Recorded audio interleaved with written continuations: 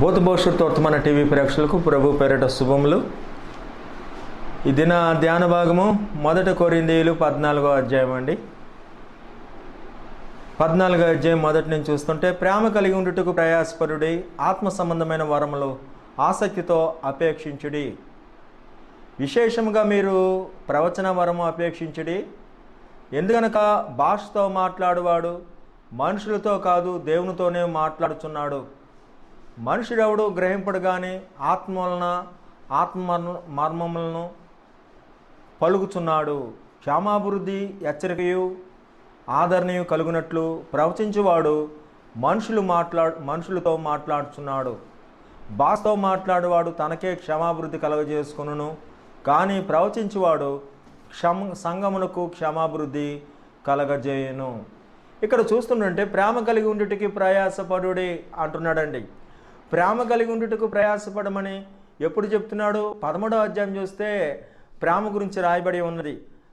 మరి కాచబడుటకు శరీరం ఇచ్చిన, మరి ఆ యొక్క కొండలు పేకిలించే విశ్వాసం ఉన్న, ప్రవచన మరం ఉన్న, వీటన్నిటికంటే శ్రేష్టమైనది ప్రేమ అని, 3 నిలుస్తాయని, వీటిలో కూడా శ్రేష్టమైనది ప్రేమే అని, దానికి కంటిన్యూషన్గా 14వ అధ్యాయంలో కూడా మొదటి వచనం ప్రేమ కలిగి ఉండుటకు ప్రయాసపడుడి అంటున్నాడు. అంతేకాకుండా మరి ఒక 2 విషయాలు చెప్పాడు. ప్రవచన వరము, భాషలు, ప్రేమ కలిగి ఉండుట. ప్రేమే శ్రేష్టమని చెప్పాడు. ప్రేమ కలిగి ఉండటానికి ఎప్పుడు ప్రయాసపడాలట. మనం ఆస్తులు సంపాదించడానికి కాదు, కానీ ప్రేమ కలిగి ఉండుటకు ప్రయాసపడమని విశ్వాసులకు, దైవజనుడా వీటిని విసర్జించి అని, మరి ధనాపేక్షను విసర్జించి ప్రేమ కలిగి ఉండుటకు ప్రయాసపడుటి. ప్రేమించుట విషయంలో తప్ప దేని విషయంలోనూ మరి అక్కర అచ్చయి ఉండవద్దు అని చెప్తున్నాడండి. ప్రేమ కలిగి ఉండుటకు ప్రయాసపడుటి. మరి ప్రేమ దేవుని మూలంగా కలుగుతుంది. దేవుడు ప్రేమ స్వరూపి అని చెప్తుండగా ప్రేమ కలిగి ఉండుటకు ప్రయాసపడి ఉండి, దేవుని ఎరగనవాడు ప్రేమ లేనివాడుగా ఉంటాడని చెప్తున్నారు కదా. ఆత్మ సంబంధమైన వరములు కలిగినప్పుడు, ఈ ఆత్మను పొందామనుకున్నప్పుడు భాషలు మాట్లాడతారు. భాషలు మాట్లాడుట మరి మనుషులకే క్షేమాభివృద్ధి, కానీ సంఘ క్షేమాభివృద్ధి ప్రవచనం వలన ఉంటుంది. కాబట్టి ప్రవచనమే శ్రేష్టము. భాషలు మాట్లాడువారు మరి దేవునితోనే మాట్లాడుకోవాలి తప్ప వారు ఒంటరిగా అలాగా భాషలతో మాట్లాడుకోవాలి. అర్థం చెప్పువారు ఉంటే తప్ప ఆ భాషల గురించి, మరి వాటి ప్రవచనాల గురించి సంఘంలో గలిబిలి చేయకూడదని కూడా చెప్తున్నారు. ఈ ప్రవచనాలు కూడా, ఈ ప్రవచించువారు ఉన్నప్పుడు కూడా ఒకరి తర్వాత ఒకరు ప్రవచిస్తారేమో అని ఇక్కడ చూస్తుంటే 14వ అధ్యాయంలోనే 26వ వచనంలో చూస్తుంటే, సహోదరులారా ఇప్పుడు మీలో ఏమి జరుగుతున్నది? మీరు కూడి వచ్చినప్పుడు ఒకడు ఒక కీర్తన పాడవలనని ఉన్నాడు, మరి ఒకడు బోధింపవలనని ఉన్నాడు, మరి ఒకడు తనకు బయలుపరచబడినది ప్రకటన చేయవలనని ఉన్నాడు, మరి ఒకడు భాషతో మాట్లాడవలన ఉన్నాడు, మరి ఒకడు అర్థము చెప్పవలనని ఉన్నాడు. సరే, సమస్తమును క్షమాభివృద్ధి కలుగుటగా జరగనీయుడి అంటున్నాడు. క్షమాభివృద్ధి కలగటానికి భాషతో ఎవడైనా మాట్లాడితే 2 అవసరమైన ఎడల 3 మెంచకుండా వంతులు చెప్పున మాట్లాడవలను. ఒకడు అర్థము చెప్పువాడు వాళ్ళే ఉండాలను. అర్థము చెప్పువాడు లేని ఎడల అతడు సంఘంలో మౌనంగా ఉండవలను, కానీ తనతోనూ దేవునితోనూ మాట్లాడుకొనవచ్చును. ప్రవక్తలు 2-3 మాట్లాడవచ్చును, కానీ తక్కిన వారు వివేచింపవలను. అయితే కూర్చున్న వారు మరి ఎవరికైనా ఏదైనా బయలుపరచబడినట్లయితే మరి మొదటివాడు మౌనంగా ఉండాలి. 2-3 మాట్లాడాలి. ఆ భాషకు కూడా అర్థం ఉండాలి. అది ఎందుకు చేతననగా ఇక్కడ 7వ వచనంలో ఆ విషయంలో చెప్తున్నాడు. పిల్లన గురవి కానీ వీణే కానీ నిర్జీవ వస్తువులు నాదం ఇచ్చినప్పుడు స్వరముల్లో భేదము కలగజేయని ఎడల ఊదిందేదో మీటిందేదో ఎలాగ తెలియను. మరియు బోర స్పష్టమే కానీ ధ్వని ఇచ్చినప్పుడు యుద్ధముకెవడు సిద్ధపడును. బోరం స్పష్టం కానీ ధ్వనిస్తే మరి యుద్ధంకి ఎవడు సిద్ధపడతాడు అని అడుగుతున్నాడండి. అలాగే మీరు స్పష్టమైన మాటలు నాలుగుతో పలికితే కానీ పలికినది ఎలాగూ తెలియను. కాబట్టి మీరు గాలితో మాట్లాడుచున్నామన్నట్లుగా లోకముందు ఎన్నో విధాలుగా భాషలు ఉన్నాయి, వాటిలో ఒకటైనా స్పష్టం కానిదై ఉండదు. కాబట్టి భాషకు అర్థం చెప్పేవారు ఉండాలి. కాబట్టి భాషలు మాట్లాడటం కంటే మనుషుల్లో అనేక కృపావరాలు ఉన్నాయి. మనలో ప్రతివాడు తనకేవో అనుగ్రహింపడిన కృప చొప్పున ఒక అవయవంలో శ్రమ పడినప్పుడు అవయవాలన్నీ దానితో కూడా శ్రమ పడును. ఒక అవయం ఘనత నొందినప్పుడు అవయవాలన్నీ వారితో కూడా సంతోషించును అని చెప్పిన విధంగా, అటువలే మీరు కూడా క్రీస్తు యొక్క శరీరమందు వేరువేరుగా అవయవాలై ఉన్నారు. మరియు సంఘములో మొదట కొందరు అపోస్తలుగాను, కొందరు ప్రవక్తలుగాను, పిమ్మట బోధకులుగాను, అటు పిమ్మట కొందరు అద్భుతములు చేయువారుగాను, తర్వాత కొందరు స్వస్థపరచు కృపావరం గలవారుగాను, కొందరు ఉపకరణాలు చేయువారుగాను, కొందరు ప్రభుత్వం చేయువారిని గాను, కొందరు నానా భాషలు మాట్లాడేవారుగాను నియమించను. అందరూ అపోస్తుల, అందరూ ప్రవక్తల, అందరూ బోధకుల, అందరూ అద్భుతం చేయవారా, అందరము స్వస్థపరచు కృపావరం గలవారా, అందరూ భాషతో మాట్లాడుతున్నారా, అందరూ భాషలు అర్థం చెప్పగలుగురా. కాబట్టి అండి, కృపావరంలో శ్రేష్టమైన వాటిని ఆసక్తితో అపేక్షించుడి, ఇది ఒక సర్వోన్నతమైన మార్గము చెప్పుచున్నానని ప్రేమ గురించి మరి చెప్పాడు. మొదట చెప్పిన మరి విషయానికిను ఈ చివరి విషయానికి మధ్యలో ఉన్నది ఏమిటంటే ప్రేమ అనే సంఘటనే చెప్తున్నాడు. కాబట్టి అండి, ఏ కృపావరం కలిగినా ప్రేమను మరి కలిగి ఉండాలి అని చెప్తున్నాడు. అదే ఆత్మఫలము అనేది చెప్పేది. ప్రేమ ఆత్మఫలమైనది, ఆత్మఫలము స్పష్టమైనది. ఏమిటనగా అది ఏమనగా ఏమై ఉన్నవి ఇక్కడ మనం గలతీయులకు రాసిన పత్రిక 5వ అధ్యాయంలో ఇక్కడ స్పష్టత కనబడుతుంది. 22వ వచనం, ప్రేమ, సంతోషము, సమాధానము, దీర్ఘశాంతము, దయాళత్వము, మంచితనము, విశ్వాసము, సాత్వికము, ఆశానిగ్రహం, వీటిని మరి ఆత్మఫలాలుగా చెప్పబడినవి.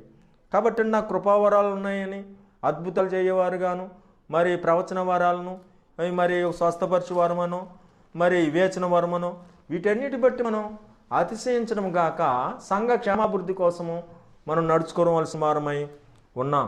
కాబట్టి అండి, ఈ ప్రేమ ఫలాలు మనం చూసుకున్నట్లయితే అసలు ఆత్మ వచ్చినప్పుడు ఏమైంది, ఏమవుతుందండి? వారి శరీర క్రియలు విసర్జించారు. కాబట్టి వారికి ఆత్మానుసారులుగా నడుచుకున్నారు. కాబట్టి మనం చూస్తున్న శరీర కార్యములు స్పష్టమైనవి. జారత్వము, అపవిత్రత, కామకత్వము, విగ్రహారాధన, అభిచారము, ద్వేషములు, కలహము, మత్సరము, క్రోధములు, కక్షలు, భేదములు, విమతములు, అసూయలు, మత్తతులు, అల్లరితో కూడిన ఆటపాటలు మొదలైన వీటిని గురించి నేను మునుపు చెప్పిన ప్రకారము వీటన్నిటిని చేయించేవారు దేవుని రాజ్యాన్ని స్వతంత్రించుకున్నారని మీతో స్పష్టంగా చెప్తున్నాడు. కాబట్టి అండి, ఈ క్రోధములు, కక్షలు, భేదములు, విమతములు, అసూయలు ఈ శరీరానుసారమైన మనసు మరి కలిగి ఉండి భాషలు మాట్లాడిన వ్యర్థమని ఇక్కడ దేవుడు చెప్తున్నాడండి. కాబట్టి మనం చూస్తుంటే అపోస్తలుల కార్యాలు 2వ అధ్యాయంలో వారు కనిపెట్టినప్పుడు ఏమైంది? పెంతెకోస్తు పండుగ దినం వచ్చినప్పుడు అందరూ ఒక చోట కూడి ఉండి, అప్పుడు వేగంగా వీచు బలమైన గాలి వంటి ఒక ధ్వని ఆకాశం నుండి అకస్మాత్తుగా వారు కూర్చున్న ఇల్లంతయు నిన్నును, వారు అగ్నిజ్వాలల వంటి నాలుకయు విభాగింపున్నట్లుగా వారు కనబడి వారిలో ఒక్కొక్కరికి మీద రాలగా అందరూ పరిశుద్ధాత్మతో నిన్నవారై తన ఆత్మ వారికి వాక్శక్తి అనుగ్రహించిన కొలది అన్ని భాషలతో మాట్లాడసాగిరి. ఇక్కడతో మాట్లాడుతుంది ఆత్మతో. వారు మరి ఆత్మను కలిగి ఉండి భాషలు మాట్లాడారు. ఆయా ప్రాంతాల్లో వారు ఉన్నవారందరూ భక్తిగల యూదులు యెరూషలేములో కాపురం ఉండేది కనుక అనేక మంది అక్కడ వచ్చారు. ఈ శబ్దం కలగ్గా జనుల్లో గుంపులు గూడి వచ్చి ప్రతి మనుషులు తన సుభాషతో వారు మాట్లాడుతగా విని కలవరపడేరి. చూడండి, ఇక్కడ మనం చూస్తుంటే ఆ 120 మంది ఉన్న మరి మేడమే గదిలో ఉన్న మరి తొలి పెంతెకోస్తు సంఘము లేదా తొలి సంఘముగా చెప్పబడే ఆ సంఘం విషయంలో అప్పుడు వేగంగా వీచు బలమైన గాలి వంటి ఒక ధ్వని ఆకాశం నుండి అకస్మాత్తుగా వారు కూర్చున్న ఇల్లంతయు నిండెను అని చెప్తున్నాడండి. ఇక్కడ గాలి మరి ఆత్మకు సాదృశ్యంగా ఉంటుంది. మరి ఆ భాషలో కూడా మరి గ్రీక్ భాషలో కూడా గాలిని ఆత్మతోనే మరి పదంతోనే చెప్తుంటారు, ఒకే పదమును ఉపయోగిస్తుంటారు. అగ్నిజ్వాలల వంటి నాలుకయు విభాగించబడినట్టుగా వారికి కనబడి వారిలో ఒక్కొక్కని మీద రాలగా అందరూ పరిశుద్ధాత్మతో నిండినవారే ఆ ఆత్మ వారికి వాక్శక్తి అనుగ్రహించుకున్నది అన్ని భాషలతో మాట్లాడసాగిరి. ఆ కాలమున ఆకాశం కింద నుండి ప్రతి జన్మల్లో నుండి వచ్చిన భక్తిగల యూదులు యెరూషలేములో కాపురుండేరి. ఈ శబ్దం కలగ్గా వారు వచ్చి వింటున్నారు. వారు తమ భాషలో, తమ పుట్టిన భాషలో వారు మాట్లాడటం చూసి వీరు ఆశ్చర్యపోయారంటండి. అయితే వారు పశ్చాత్తాపడిన వారు, గ్రహించిన వారు మరి బాగానే ఉన్నారు. కానీ కొందరైతే వీరు కొత్త మద్యమును నిండిన వారై ఉన్నారని అపహాసము చేశారు. గమనించండి, కొత్త మద్యముతో నిండిన వారై ఉన్నారని అపహాసము చేశారట. ఇక్కడ మరి తాగిన వాళ్ళతో పోల్చారు. అంతేకాకుండా మనం ఫిలిప్పీయులకు రాసిన పత్రికలో కానీ గ్రంథంలో చూస్తే మద్యముతో మత్తులై ఉండకుడి, అయితే ఆత్మపూర్లై ఉండుడి అని చెప్తాడండి. కాబట్టి అండి ఇక్కడ మద్యమును ఆత్మతో కూడా మరి ఒకే విధంగా మద్యము మరి ఆత్మస్థానంలో వచ్చినట్టుగా కూడా చెప్తున్నారు. కాబట్టి అండి మరి మద్యము తాగినట్టుగా మరి ఆత్మ మరి కలిగినప్పుడు వీరు కూడా ఉన్నారని అపహాసం చేస్తున్నారు. కానీ ఇది పరిశుద్ధమైనది, మరి ఆత్మానుసారమైనది, మరి ఆత్మ వశమునై ఉండి వారు పలికిన మాటలు, వారి ప్రవర్తన ఆత్మానుసారమైనవి. కాబట్టి అండి ఏది బ్రహ్మపరిచే ఆత్మో, ఏది ఎలుగుదోతో ప్రతి ఆత్మను నమ్మక ఆ ఆత్మలను మరి మరి మనం పరిశీలించాలని చెప్తున్నాడు. క్రీస్తు మరి ప్రభు అని నమ్మనివాడు మరి దేవుని ఆత్మ కాడని మరి చెప్తున్నాడు. క్రీస్తు అంటే అభిషిక్తుడు. అభిషిక్తమైనది అంటే ఎవరైతే నాయకులు ఉన్నారో అతను తునీకరించి వ్యతిరేకమైన మరి సంఘటనలు చేసే ప్రతిష్ఠితను మరి దేవుని యొక్క నాయకత్వాన్ని తునీకరించడం కూడా మనం బ్రహ్మపరిచి తమ యొక్క గంటను అపేక్షించడం కూడా మరి బ్రహ్మపరిచే ఆత్మకు సాదృశ్యముగా కోరహు అభిరాములు గుంపుగా మనం చెప్పుకోవచ్చు.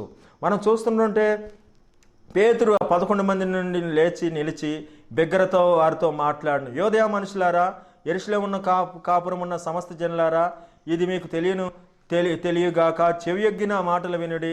మీరు ఊహించినట్టు వీరు మత్తులు కారు, పొద్దుబొడిచి జామైనా కాలేదు. కాబట్టి అండి పొద్దుబొడిచి జామైనా కాలేదంటే ఇక్కడ ప్రభు అయిన యేసు తిరిగి లేవడం మనకు కనబడుతుంది.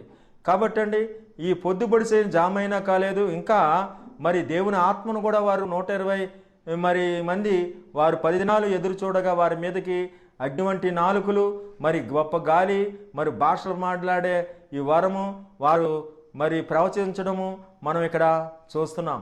కాబట్టి అండి వారు జరుగుతున్న సంఘటన గురించి కూడా యేసు ప్రభువుకు తిరిగి లేవడం గురించి కూడా మరి చెబుతూ అంచె దినాల్లో మనుషులందరి మీద నా ఆత్మను మరి కుమ్మరిస్తానని చెప్తున్నాడు. తిరిగి వచ్చి నేను కడతానని చెప్పిన వాగ్దానం ప్రకారం మరి యవనులు దర్శనము కందురు, వృద్ధులు కలలు కనును అని మరి చెప్తున్న ప్రకారం ఆ దినముల్లో దాసుని మీదను దాసురాండ్రి మీదను ఆత్మను కుమ్మరిస్తాను అని ప్రవచించుదును అని వారు ప్రవచించుదురు అని చెప్పిన విధంగా ఆకాశ మహత్కార్యములను, క్రింది భూమి మీద సూచక్రియలు మరి ఇవన్నీ చూస్తారనే విధంగా ముందుగా ఉన్న లేఖనాలను అయినా జ్ఞాపకం చేయడము కాబట్టి జరిగింది. ఇక్కడ ప్రభువు నామమును బట్టి ప్రార్థన చేయవారు ఎవరో వారు రక్షణ పొందుతారనే మాట కూడా కనబడుతుంది. ఇక్కడ రక్షణ అనేది ఆత్మ మూలన మరి ఆత్మ సహాయం చేసి పశ్చాత్తాపం పడటానికే కానీ, లోకము పాపం జయించడానికే కానీ ఆత్మ మరి వివేచనిచ్చి మనల్ని నడుపుతుంది.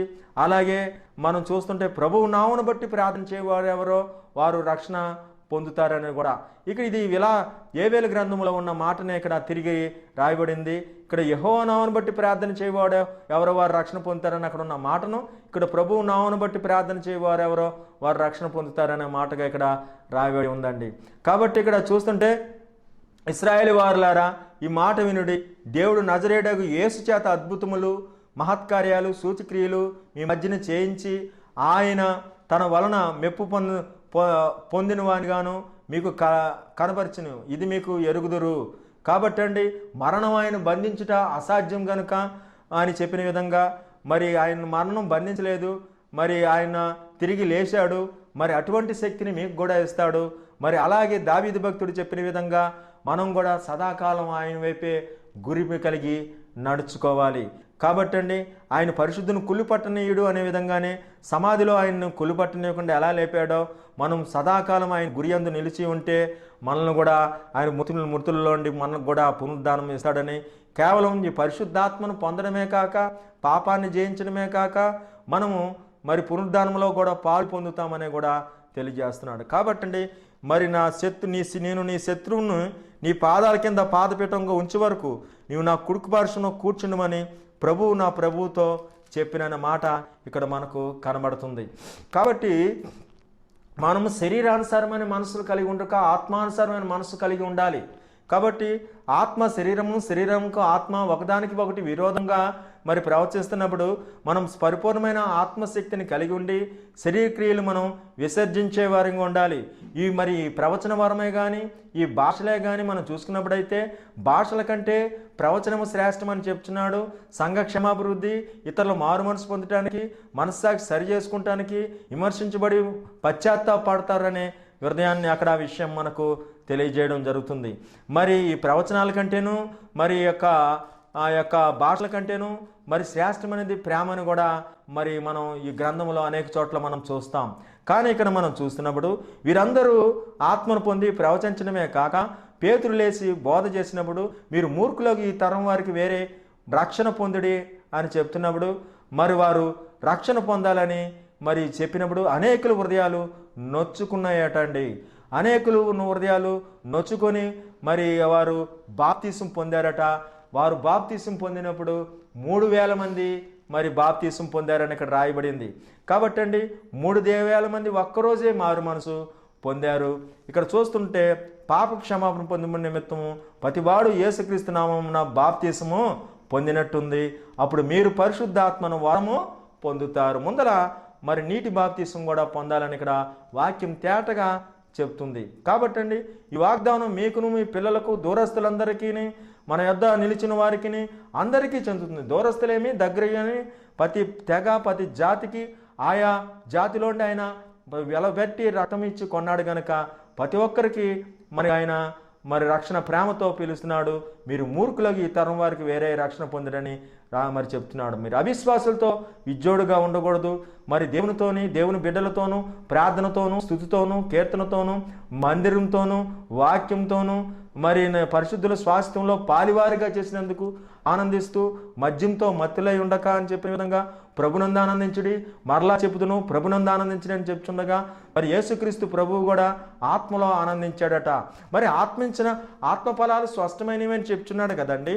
మరి వీరు ఏ రకంగా క్రియలు చేశారంటే అక్కడ ఏమిటాయంటే తమ కలిగినదంతా విశ్వసించిన వాళ్ళు ఏకంగా కూడి తమ కలిగినదంతయు సమిష్టిగా ఉంచుకునిరి. ఇక్కడ చూడండి మరి నిజంగా వారికి ఆత్మ కలిగిందని సాదృశ్యంగా కూడా ప్రేమకు సాదృశ్యంగా వారికి కలిగిందేది తమది అనుకోలేదట.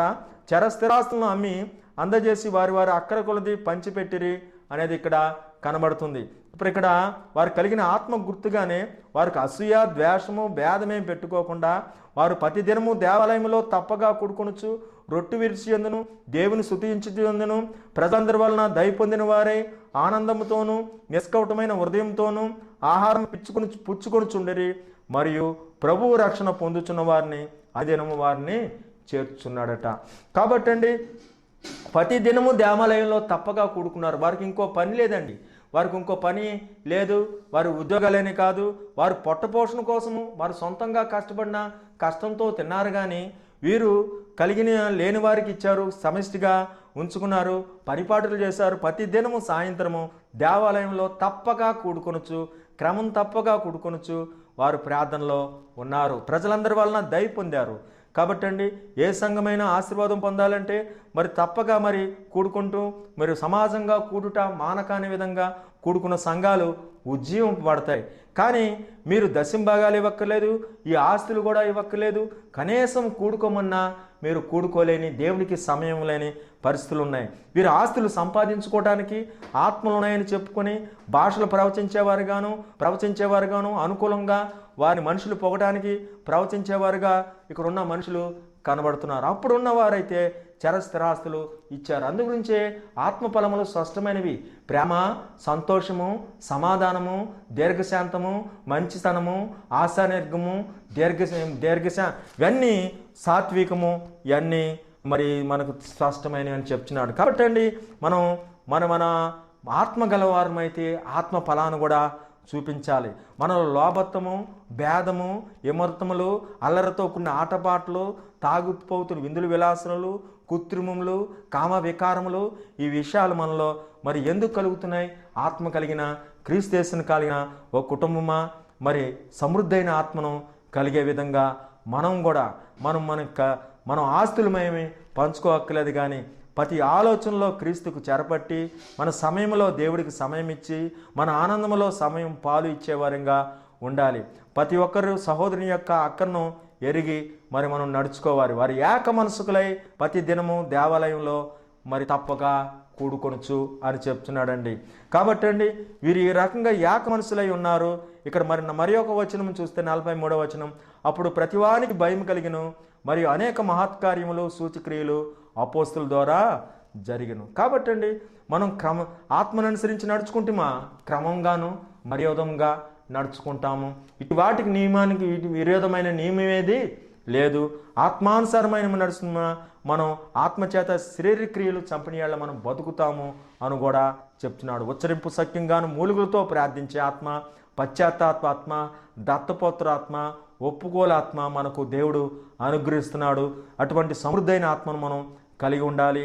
కాబట్టి అండి ఇక్కడ ప్రతివానికి భయం కలిగిన సూచక్రియలు మహత్కార్యాలు ఇక్కడ జరుగుతున్నాయని చెప్తున్నాడు. కాబట్టి అండి మనం మూర్ఖులకి తరం వారికి వేరే మరి శరీర కార్యాలు విసర్జించి ఏది శ్రేష్టతో మనకున్న తలాంతులు బట్టి అధికారాలు చేసేవారుగా కాకుండా మరి సంఘ క్షేమాభివృద్ధి కలగజేసేవారుగా, అనేకులకు మరి దేవుని వైపు తిప్పేవారిగా, మరి పేతురు బోధతో ఒక్క దినమనే 3000 మందిని మరి కదిలించిన విధంగా, మరి అనేకులు కలవరపడినప్పటికీ మరి అక్కడ ఎటు తోచగా ఉన్న పరిస్థితులు జరుగుతున్నప్పటికీ భూలోకాన్ని తలకిందులు చేయవారు ఇక్కడికి వచ్చారని చెప్పిన విధంగా, లుస్త్రాలో బలహీన పాదాలు పట్టబడిన వారు మరి ఎలాగ మారు మనసు పొందారో ఆ రీతిగా, ఎలాగైతే అతనికి స్వస్థ వచ్చిందో ఆ రీతిగానే పౌలు మరి ఆ సౌలు ఎలా విమర్శించే ఆ యొక్క బహుగా హింసిస్తున్న సమయంలో, ప్రాణాధారంగా ఎంచుకొని తరుముతున్న సమయంలో సౌలు పౌలుగా మారిన విధంగా మనం చూస్తే స్తెఫను బహుగా వారి చేత హింసించబడినప్పుడు వారు అతను ఆత్మతో నింపబడి తండ్రి వీరేం చేయుచున్నారా వీరెరగరు అనే విధంగా ఆత్మతో మరి అబ్రాహాం సంతానము, ఇస్సాకు సంతానము, యాకోబు సంతానం అని చెప్పబడిన విధంగా మరి అక్కడ ఆయన మరి ఏ రకంగా భూమాకాశాలను సృజించాడో, సర్వాన్ని సృజించి ఆయన దీవించాడో, అలాగే అక్కడ నదిని 4 పాయలుగా చేసి భూమి నలుదిశలా ఎలాగ సస్యశ్యామలం చేయడానికి ఇచ్చాడో మనకు ఆత్మను మరి ఇవ్వడానికి ఆయన సిద్ధంగా ఉన్నాడు. భయపడకము, దిగులు పడకము అని మరి యెహోషువను బలపరిచిన దేవుడు మరి ఆత్మ మన పక్షాన ఉచ్చరింపు సఖ్యంగాను మూలుగులతో ప్రార్థన చేయడానికి, ఒప్పుకోలు చేయడానికి మరి ఆత్మ మనకు వివేచన దయచేస్తుందని చెప్పిన విధంగా, ఆత్మే తెలియజేస్తుందనే విధంగా ఈ సమృద్ధైన ఆత్మను వాక్యములో ఉంది. దీని ప్రతిదినము మనం ఎక్కువసేపు ధ్యానించేవారిగాను, ప్రార్థించేవారిగాను, స్తుతించుకునేవారిగాను, పరిశుద్ధుల సావాసం వలన ఈ ఆత్మను దేవునిలో మరి నిలిచి ఉండుట వలన కూడాను, సన్నిధిలో నిలిచి ఉండుట వలన కూడా ఆత్మను మరింత సమృద్ధిని పొందవచ్చు. మరి అటువంటి భాగ్యము మనకు దేవుడు అనుగ్రహించిన గాక. కనుక ఆత్మను కలిగిన సహోదరుడా, మనం ప్రేమ కలిగి ఉండటానికి ప్రయాసపడాలి. మరి ప్రవచిస్తే అది ఇతరులకు క్షమాభివృద్ధి కలిగి ఉండాలి. కక్ష చేతనైనా వృధా చేతనే ఏమీ చేయనేరక వినయ మనసు కలవారై అందరూ సొంత కార్యాలే కాక ఇతర కార్యాలు కూడా చూసుకొని వాళ్ళని చెప్పి క్రీస్తుని కలిగిన ఈ మనసును, ఈ ఆత్మను మనం కలిగి ఉండి ఆత్మచేత నరింపబడి ఆశీర్వాదం పొందుతాం. కాబట్టి ఈ స్వాతంత్రం మనకు అనుగ్రహించినట్లు దేవుడు మనకు సహాయం చేయనుగాక అని ప్రార్థన చేస్తున్నాం. మహోన్నతుడు, సర్వశక్తివంతుడు, సర్వాధికారి, భూత భవిష్యత్తు వర్తమాన కాలం తండ్రి, దేవా నాయన పెంతుకోస్తూ నాయన దినమునాడు జరిగిన ఉద్యమము నిన్న నేడు ఏకరీతికి ఇస్తావు. ప్రతివానికి భయం కలిగిను అని చెప్తుండగా దేవా మరి ప్రతివానికి ఈ రోజున వినోద సాధనముగా, ఏదో మతాచారముగా, ఆరాధనగా మాత్రమే ఉంటుండగా అనుసరించే వారిగా కూడా కృప చూపు నడుచున్నాం. క్రియాపూర్వకమైన భక్తి దయచేయండి. పైకి భక్తి గలవారై ఉండి దాని శక్తిని ఆశ్రయించిన వారిగా కాకుండా ఇగో మరి యెరూషలేము నుండి వెళ్ళక నిలిచి ఉండుడి పై అని చెప్పిన విధంగా నీ శక్తిని పొందుటకు నీ వాక్యములోను, అయ్యా పరిశుద్ధుల సావాసములోను, అయా సహోదరుల క్షేమం కోరేవారంగాను, నీ స్థితిలోను, నీ కీర్తనలోను, నీ మందిరములోను, నీ సన్నిధిలోను కొంత నిలిచి ఉండటానికి ఇష్టపడి నాకైతే దేవుని పొందు అయా క్షేమకరమని, లాభకరమని, నీ సన్నిధిలో సంపూర్ణ సంతోషములని నీలో నిలిచి ఫలించేవారిగా చేయండి. అయా ఉచ్చరింపు సఖ్యంగాను మూలుగులతో ప్రార్థించే ఆత్మ, భారతమైన ఆత్మ, రోదనాత్మ, నీ దత్తపుత్ర ఆత్మ, నీ ఒప్పుకోలాత్మ మాకు దయచేయండి. నీ క్రీస్తుని కలిగిన ఆత్మను మాకు దయచేయమని అడుగుతున్నాను. లోకాన్ని, పాపాన్ని జయించే, శరీరాన్ని జయించే ఆత్మను మాకు దయచేయండి నాయనా. జీవగ్రంథంలో పేరు రాయబడే విధంగా అనేకులను మీ తట్టు తిప్పే విధంగా పేతురు బోధిస్తే ఏ రకంగా మారారో మా భారతదేశంలోను, మా రాష్ట్రంలోను అటు ఉద్యమం దయచేయమని, అటువంటి యథార్థపరులుగా, సాధకం చేసుకునేవారిగా, నీ కోసం కనిపెట్టేవారిగా ప్రతి క్రియలోనూ నీ కోసం కనిపెట్టేవారుగా, నీతో హత్తుకునేవారుగా చేయండి. మేము ఊదితం కానీ మీరు ఆడరైతేనే పిలుపులాట్లాడుకునే పిల్లకాయల వల్లే కాక నీ సూచక్రియలు, మహత్కార్యాలు, స్వస్థతలు దయచేయండి. ఎవరైతే కనిపెడుతున్నారో ఆశతో వారి సమస్యను పరిష్కారాలు దయచేయండి. స్వస్థత లేని వారికి స్వస్థత దయచేయండి. మారు మనసు లేని వారికి మారు మనసు దయచేయండి. తాగుడు, పేకాట, ఇగో లోకము, పాపము, సినిమాల్లో ఉన్నవారిని, జగటగా దొంగ ఊబుల్లో ఉన్నవారిని విడిపించండి, రక్షించండి. ప్రతి ఒక్కరికి శాంతి, సమాధానము, ఆత్మను అనుగ్రహించండి.